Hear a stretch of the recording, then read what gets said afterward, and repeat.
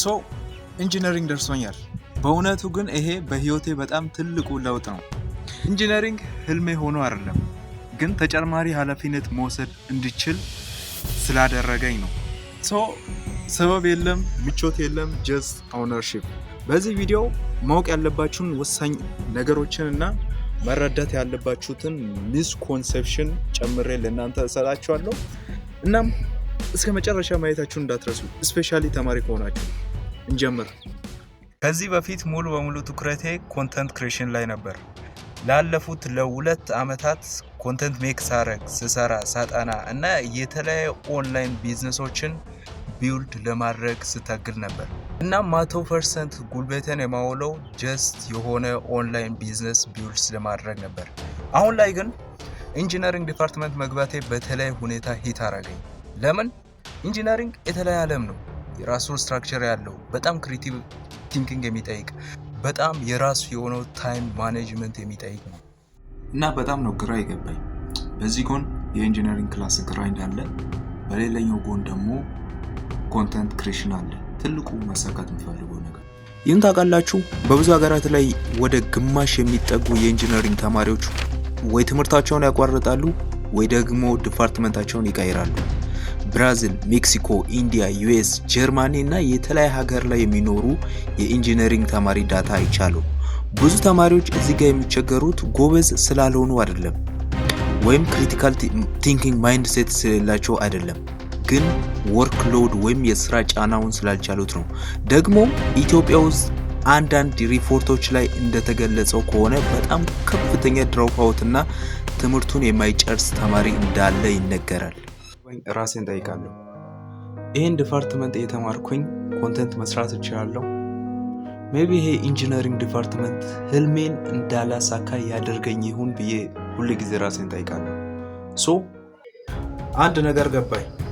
ዲፓርትመንቴን፣ ሲስተሙን እና ሲቹዌሽንን እየወቀስኩኝ ከቀጠልኩኝ አሁን ካለሁበት ሮክ ቦተም ላይ ተጠብቄ ልቀር ነው። እና እቺ ሞመንት ነች ኃላፊነት መውሰድ እንዳለብኝ የነገረችኝ። ኢንጂነሪንግ ላይ ፌል ካረኩኝ በእኔ ምክንያት ነው። ኮንተንት ክሬሽኑ ላይም ፌል ካረኩኝ በእኔ ምክንያት ነው። ይኸውላችሁ በጣም በህይወታችን ላይ በጣም ሮክ ቦተም ሲቹዌሽን ላይ ስንሆን ወዴትም አንሄድም። the only way አንድና አንድ መሄድ የምችለው ወደ ላይ ነው። ሶ አሁን ያለሁት ላይክ ሮክ ቦተም ነው።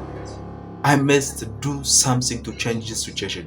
ለዛ በሁለቱም ላይ ባላንስ ማድረግ አለብኝ፣ ኢንጂነሪንጉንም ኮንተንት ክሬሽኑም። አንድ የማምነው የግል ፕሪንሲፕል አለ።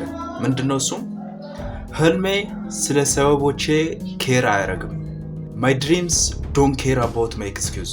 ለዛ ሰበብ ብደረድር of course በጣም አሪፍ ሰበብ መደርደር ይችል ነበር። እንዴት ካላችሁ ኢንጂነሪንግ is worst subject and something like that but እንዲህ ማለት አልችልም። ትሩዙ እውነታው ያ ነው። እና አሁን ያለውበት ሲቹዌሽን ላይ መጥቶ የሚያወጣኝ ማንም ሰው እንደሌለ አውቃለሁ። ቪዲዮ ኤዲት የሚያደርገኝ ወይ የሆነ ሰፖርት አድርጎ ካሜራ ምናምን የሚይዝልኝ ሰው እንደሌለ I know it but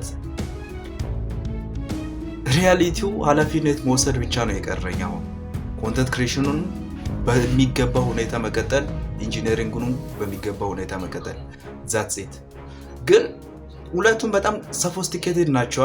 ኢንጂነሪንግ የራሱ በጣም the worst ዲፓርትመንት ነው የሚባለው። ኮንተንት ክሬሽንም ራሱ the worst 24/7 የሚሰሩት ነገር ነው። ደግሞ ይሄን የመሰለ ነፃነት ተሰምቶኝ አያውቅም እና ይሄን ነው የመረጥኩኝ። ምርጫዬ ኢንጂነሪንግ ኦር ኮንተንት ክሬሽን አይደለም። ምርጫዬ ራዲካል ሬስፖንሲቢሊቲ ነው። ቅድም ብያችኋለሁ፣ my dreams don't care about my excuse። እና ሊትል ቢት ኮምፕሌክስ እንዳረኩኝ አውቃለሁ፣ ግን እውነታው ምንድነው? ለኢንጂነሪንግ የሚገባውን ትኩረት ሰጠዋለሁ፣ ለኮንተንት ክሬሽን የሚገባውን ትኩረት ሰጠዋለሁ። ሁለቱም ባላንስ አሉን ካለ ድሮፕ አውት የኢንጂነሪንግ በእኔ አልተጀመረም። ክሬት ማድረግን እቀጥላለሁ። ኮንቴንት ሜክ ማድረግ is one of the thing ever በጣም ወዶ ነገር ነው። ስለዚህ ከዚህ በኋላ 2018 ክሬት ማድረግን በጣም እቀጥላለሁ። ምክንያቱም I have no way in situation just excuse ባረግ I don't go anywhere። ግን አንድ ነገር ልንገራችሁ ጀነራሊ ምን መሰላችሁ?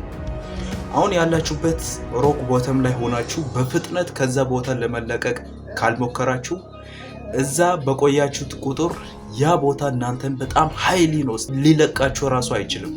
the worst enemy ሊሆን ስለሚችል ጋይስ ሮክ ቦተማችሁን በፍጥነት መልቀቅ አለባችሁ። እኔም the same thing ነው ማረገው።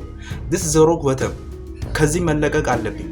that's it። እናንተም ህልማችሁን ለመገንባት ስትሉ ጋይስ 15 ደቂቃ ስንፍናን መምረጥ ትችላላችሁ። 15 ደቂቃ ዲፕ ፎከስድ ወርክን መምረጥ አለባችሁ። that's it። ሶ ሁሉም ነገር በዚህ ሰዓት ትከሻችሁ ላይ ነው። መስረት ከበደኝ፣ አቃተኝ፣ አላወኩም አላችሁ እንጂ ለምን እንደከበዳችሁ ለምን እንዳላወቃችሁ ለምኑን ራሳችሁን አልጠየቃችሁ። there is always way። ሁል ጊዜ መንገድ አለ። something እናንተ ብትፈልጉ ሲምፕሊ ማግኘት የምትችሉበት።